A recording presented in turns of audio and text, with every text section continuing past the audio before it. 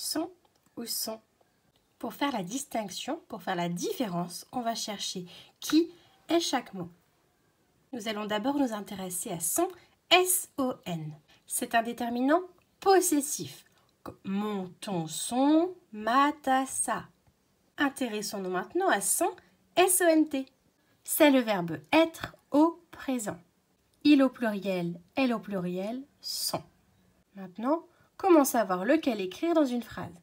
Pour cela, on va essayer de changer le temps. Donc ici, c'était le verbe être au présent, on va essayer de le mettre au passé. Hier, il était.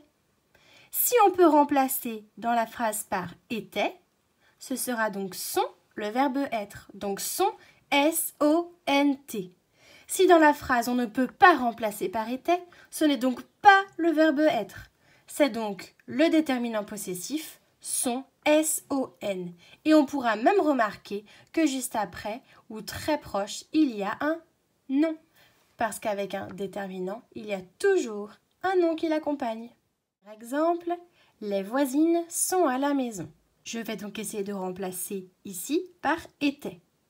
Les voisines étaient à la maison. Cette phrase a-t-elle du sens? Les voisines étaient à la maison. Oui, cela a du sens. Donc c'est le verbe être. Donc c'est son, S-O-N-T. Exemple, le chien et son chiot jouent.